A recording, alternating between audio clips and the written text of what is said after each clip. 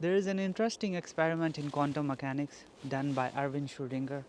I'm pretty sure you guys have heard about it. The Schrödinger's cat, where the thought is like there is a box, a hypothetical box which is sealed from all sides, and there is a cat inside it. And Schrödinger says that the cat is both dead and alive, and we won't know it until we open it. And the death or life of cat is dependent upon some random subatomic event that will cause it.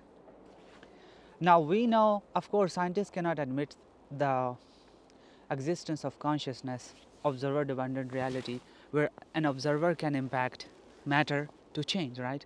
Because that's not really scientific. It seeps into the realm of the metaphysical and everything being consciousness. So they don't talk about that. So they said that a random subatomic event may cause the cat to be dead or stay alive. Now I want to sort of weave that into something Neville Goddard said, and quantum physics basically is now postulating that this universe is observer dependent, and a particle exists and does not exist at the same time. A cat is alive and dead at the same time. Every possibility is not deterministic, it's probabilistic. Every probability exists right now. This tree exists and is also dead at the same time. But since I come here every day and I'm observing the tree to be alive, it's there. So I want to weave into the idea that Neville Goddard says, which I never really understood before, but now I fully grasp it, which is you already are that which you desire to be, or you already have that which you desire to have. But your refusal to believe it is the only reason you do not see it. Now apply Schrödinger's quantum mechanics or quantum physics new model into it of probability and observer dependency. What Neville Goddard is saying is, and he even formulated or theorized this idea in his book Thinking Fourth Dimensionally, where he says that we are fourth dimensional being. Our higher self, which is spiritual, is non-local, non-physical, and it has access to all realities at the same time, all parallel realities it has access to. But since we in this third dimension are only focused on certain set of rules, certain set of beliefs, and certain set of assumptions that we have, we only see a specific certain reality, which we have accepted to be true. So this is why when you apply the Schrödinger's thought experiment, that you already have that which you desire to be, who? Your higher self, your fourth dimensional self, your God self, whatever you want to call it. It has every possible reality. It is existing right now in the mind of God, right this very moment. It is here, but you do not see it. And the reason that you do not see it is because you refuse to believe in it. You are a prisoner of your five senses. You are not employing imagination. This is why Neville Goddard was so heavy on the idea that imagination is God. Because guess what? Everything exists in the imagination right now, and you can access it, right? You don't have a car, but can you imagine driving a car right now? Can you grab the steering wheel right now? Can you feel the traffic moving around you? I certainly can, and I'm pretty sure everybody can. So there it is. There is that reality right now. Now, the reason you will not experience here in this world, or you will, is if you believe it. If you, the observer, the God, Nikola Tesla says something like, you are the presence of God at the point you are. And so you are the presence of God at the point you are. So your eyes and your mind and your consciousness, whatever it is expecting to appear in this world, appears. And this is why in Neville Goddard's book, Thinking Fourth Dimensionally, he says that you must imagine from your fourth dimensional perspective. What is fourth dimension? He postulates is time. And if time is the fourth dimension, that means every slice of time or serial reality or parallel reality Every possible outcome that you could have in this world exists already as a time block.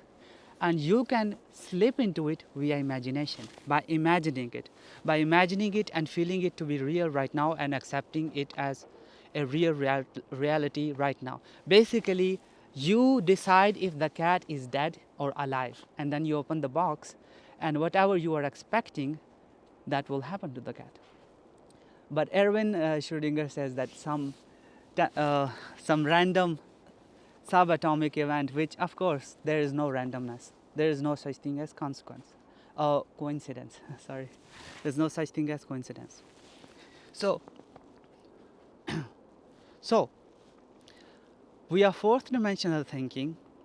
You can remove yourself from your current reality, choose a parallel reality, which I said your desired reality. I have made a bunch of videos about it. When I was in Malaysia and I was imagining walking in snow in Russia and being married, that reality wasn't real to me then.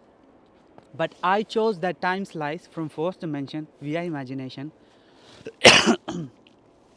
Excuse me.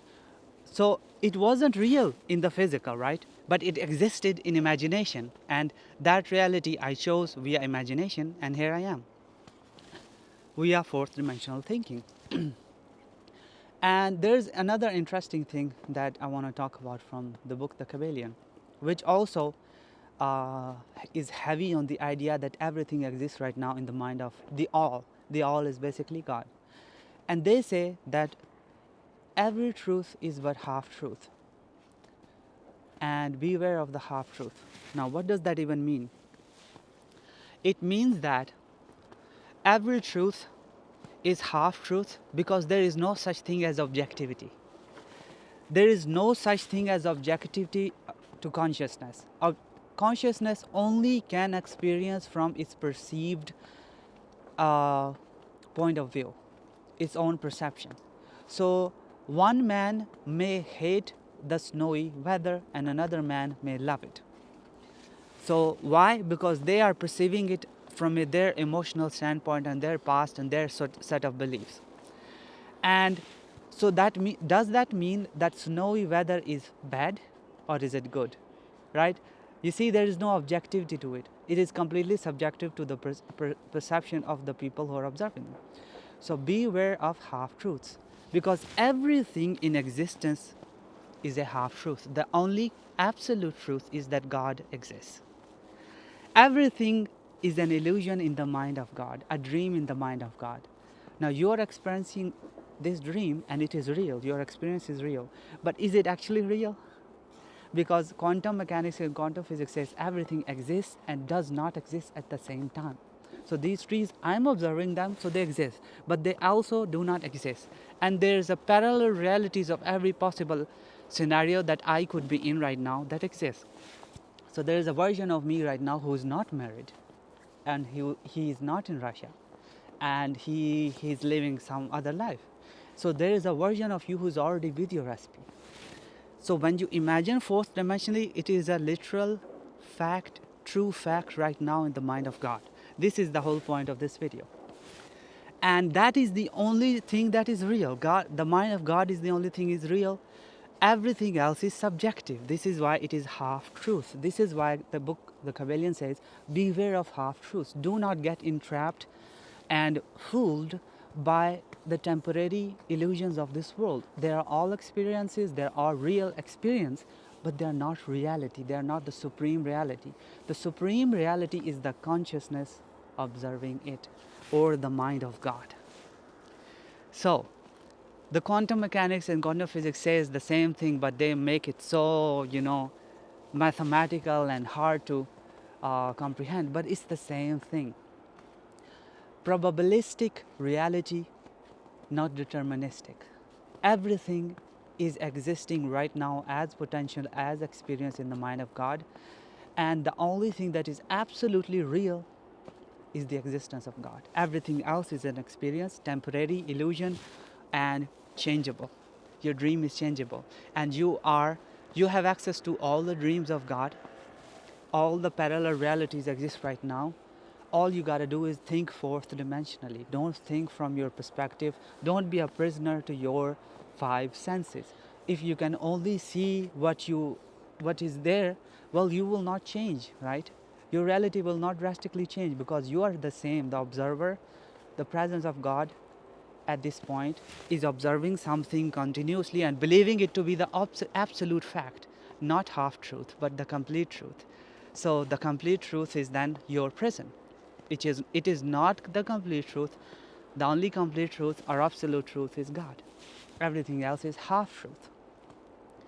And so this is why Neville Goddard was so heavy on the idea of going to sleep as your desired version, not as what happened at that day, not as your old self, but the self that you desire to be.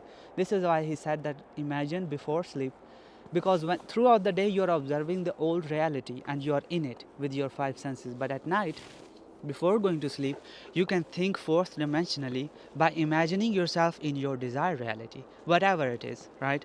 In your new house, with your SP, traveling, more money, whatever. At that moment, you are free from the five senses in that sleepy, drowsy state of meditation. And when you imagine whatever in that moment, believe that it is true because it is a true fact in the absolute mind of God, right? It is not true in your so-called 3D limited self. And we are not concerned with that because we want to transcend, right? The whole idea of manifestation is beyond 3D. Beyond 3D, please stop giving so much power to the 3D. It is beyond that. And so when you imagine and believe that it is right now a fact and you are doing it fourth dimensionally, this is a real reality where you are experiencing your desired reality.